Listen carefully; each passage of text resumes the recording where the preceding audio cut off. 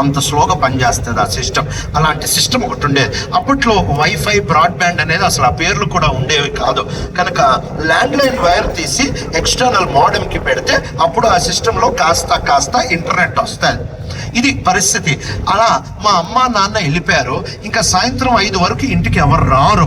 మా డాడీ కానీ మా మమ్మీ కానీ 5 తర్వాతే వస్తారు ఉద్యోగం నుంచి. ఇక నేను సిస్టమ్ ఆన్ చేసుకొని ఈ చెత్త చూసుకుంటూ కూర్చున్నా. అది నిదానంగా డౌన్లోడ్ అవుతే పిక్సెల్ పిక్సెల్ పిక్సెల్ పిక్సెల్ పడతా ఉంటే అబ్బా దాన్ని అలా చూసుకుంటూ ఆనందిస్తా ఉన్నా. మా నాన్నకి ఉద్యోగం ఎందుకో త్వరగా అయిపోయింది. 3 గంటలకి ఇంటికి వచ్చారు. నేనేమో దీంట్లో ఈ పాపంలో నిమగ్నం అయిపోయి ఈ పాపాన్ని చూసుకుంటూ ఉన్నాను. మా నాన్న 3 గంటలకు వచ్చి తలుపు కొట్టాడు. తలుపు కొడితే నాకు చాలా కోపం వచ్చింది. ఎందుకనంటే ఎవడో యాసిడ్ ఫినాయిల్ అమ్ముకునేవాడు వచ్చాడేమో, పని పాట లేకుండా ఇప్పుడు వస్తారా అని చెప్పి చాలా కోపంగా తిడదామని చెప్పి వెళ్ళి తలుపు తీసా. తలుపు తీస్తే మా నాన్న ఉన్నాడు. మా నాన్న అంటే నాకు చాలా ఇష్టం. మా నాన్న అంటే నాకు చాలా ప్రేమ. కానీ ఆ రోజు మాత్రం నాకు తెలియకుండా నా లోపల నుంచి ఒక ప్రశ్న మా డాడీని అడిగా. ఏమడిగా తెలుసా? ఎందుకు వచ్చావు ఇప్పుడు నువ్వు ఇంటికి అని అడిగా. మా డాడీ నాకు చూసి ఇంటికి రాక ఎక్కడికి వస్తాను రా అన్నాడు. అప్పుడు అర్థమైంది ఎవరితో మాట్లాడుతున్నా, ఏం మాట్లాడుతున్నా. అప్పుడు వెలిగింది బల్బ్. ఏంటంటే సిస్టమ్ ఆఫ్ చేయలే, ఆన్ అట్టానే ఉంది. ఇక బతుకు బస్ స్టాండ్లో బఠానీలే. వెంటనే పరిగెత్తుకుంటూ వెళ్ళి సిస్టమ్ ఆఫ్ చేశా. అది ఎంత మంచి సిస్టమ్ అంటే ఆన్ అవడానికి టైం పడుతుంది కానీ ఆఫ్ మాత్రం టప్పన్ అవుతుంది. బతికే ఆ రోజు పిచ్చి కోపం వచ్చింది మా డాడీ మీద. ఎందుకు వచ్చిందో తెలుసా? మా డాడీ అంటే వాస్తవంగా నాకు ఇష్టమే, మా డాడీ అంటే నాకు ప్రేమే. కానీ ఆ రోజు ఎందుకు అంత కోపం వచ్చింది తెలుసా? నా పాపానికి అడ్డొచ్చాడు. ఒక పాపి అయిన, ఒక పాపమును తట్టుకునే దేవుడు, ఒక పాపి అయిన దేవుడు, ఒక పాపాన్ని చూసి చూడనట్టు ఉండే దేవుడు పాపి అయిన మనుషుడికి భలే నచ్చుతాడు. మళ్ళీ చెప్తున్నా, ఒక పాపి అయిన దేవుడు ఒక పాపాన్ని చూసి చూడనట్టు ముఖం తిప్పుకోగలిగిన దేవుడు, ఒక పాపాన్ని పెద్దగా పట్టించుకొని దేవుడు పాపి అయిన మానవుడికి భలే నచ్చుతాడు. తాగుబోతు కొడుక్కి తాగుబోతు నాన్నంటే భలే ఇష్టం. ఎందుకు? నాన్న కొడుకు కలిసి తాగొచ్చుగా. కానీ సమస్య ఏంటో తెలుసా? వాస్తవంగా పరలోకమును ఏలుతున్న దేవుడు, బైబిల్ చెప్తున్న దేవుడు, పరిశుద్ధుడైన దేవుడు. ఆయన పాపము చెయ్యడు, పాపము లేదు, పాపము తట్టుకోలేడు, పాపము చూసి చూడనట్టు ముఖం తిప్పుకోలేడు. అందుకే మానవుడికి బైబిల్ దేవుడు అంటే చిరాకు. బైబిల్ దేవుడు అంటే పిచ్చి కోపం. ఎందుకు అని అంటే ఈ దేవుడు మన పాపానికి అడ్డొస్తాడు కాబట్టి ఈ దేవుడు అంటే మనకి చిరాకు, కోపం.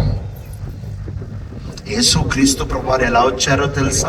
పాపరహితుడిగా ఈ లోకంలోనికి వచ్చారు. ఆయన జీవితమే చాలా విశిష్టమైన జీవితం.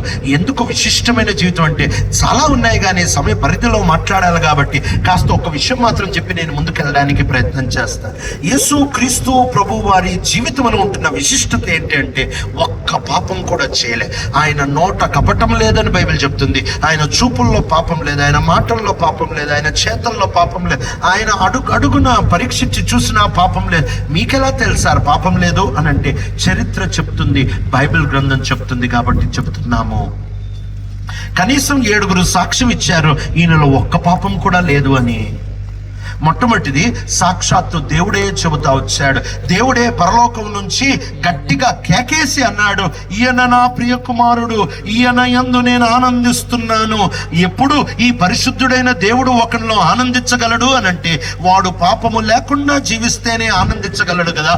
దేవుడు యేసు ప్రభువారి 30 సంవత్సరాల జీవితాన్ని చూసి అంటున్నమాట, ఈయన నా ప్రియ కుమారుడు, ఈయన యందు నేను ఆనందిస్తున్నాను. దేవుడే సాక్షాత్తుగా సాక్ష్యమిస్తున్నాడు, ఈయనలో ఏ పాపము లేదు. 3.5 సంవత్సరాల సేవ కొనసాగిస్తున్నప్పుడు మళ్ళీ 2వసారి కేకేశాడు పరలోకము నుండి, ఈయన నా ప్రియ కుమారుడు, ఈయన యందు నేను ఆనందిస్తున్నాను. జనం ముందు ఒకసారి చెప్పాడు, శిష్యుల ముందు ఒక్కసారి చెప్పాడు. ఆయనకి సాక్షాత్తు దేవుడే సాక్ష్యం ఇస్తున్నాడు, ఈయనలో ఏ పాపం లేదని. రెండవది, యేసు ప్రభువారు స్వయంగా ఆయనే యోహాను 8లో సాక్ష్యం ఇస్తా వచ్చాడు. 4 వీధులు కలిసి జనమందరూ చుట్టుముట్టి ఉంటుండగా ఆయన వారందరి ముందు నిలబడి వేసిన సవాల్ ఏంటో తెలుసా? నాలో పాపం ఉందని ఎవరన్నా చూపించగలరా అని సవాలు విసురుతా వచ్చాడు. ఏమి సవాలండి? ఇలాంటి సవాల్ నువ్వు ఎప్పుడన్నా ఇంటి దగ్గర అడిగి చూడు. మీ ఇంట్లో వాళ్ళందరినీ పిలవండి, మీ ఇంటి పక్క వాళ్ళందరినీ పిలవండి, నాలో ఏమన్నా పాపం ఉందా అని అడిగి చూడండి. వాళ్ళు ఒక్క 10 నిమిషాలు ఆగు, పుస్తకాల్లో రాసుకొని వస్తాను అని చెప్తారు. పుస్తకాలు నిండిపోతాయి మన కథలు. ఎంత ధైర్యం అండి! తన ప్రజలు తనని 24 గంటలు చూస్తున్న శిష్యులు చుట్టూ పెట్టుకొని, జనాభాని చుట్టూ పెట్టుకొని ఆయన అంటున్నాడు, నాలో పాపం ఉందని ఎవరన్నా చూపించగలరా అని అడుగుతా ఉంటున్నాడు. అందరూ నిశ్చేష్టులు ఈ నోరు మూసుకొని మిగిలిపోతా వచ్చారు. ఎందుకు అని అంటే ఆయన జీవితాన్ని ఎంత సూక్ష్మంగా పరీక్షించిన ఒక్క చిన్న తప్పు, ఒక్క చిన్న పాపం, ఒక్క చిన్న వాక్యానికి అవిధేయత, దేవునికి నచ్చని పని, ధర్మశాస్త్రానికి విరోధమే ఒక్కటి అణువులో కూడా కనబడలే.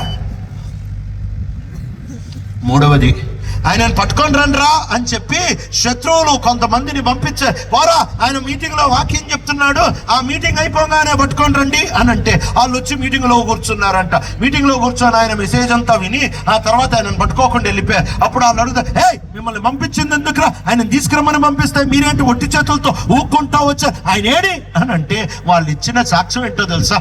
ఆయనలాగా మాట్లాడేవాడిని మేము ఎప్పుడూ చూడలేదు. శత్రువులు అంటున్నారు ఈయనలో ఏ తప్పు లేదని. నాలుగోది, ఆయనని పిలాతు అనే రోమా గవర్నర్ దగ్గరకు తీసుకొని వచ్చాడు. ఈయన యూదుడు కాదు, ఈయనకి ధర్మశాస్త్రం తెలియదు, ఈయనకి కేవలం చట్టం తెలుసు, ఈయనకి కేవలం రాజరికం తెలుసు, ఈయనకి కేవలం రాజకీయ విద్యను మాత్రమే తెలుసు.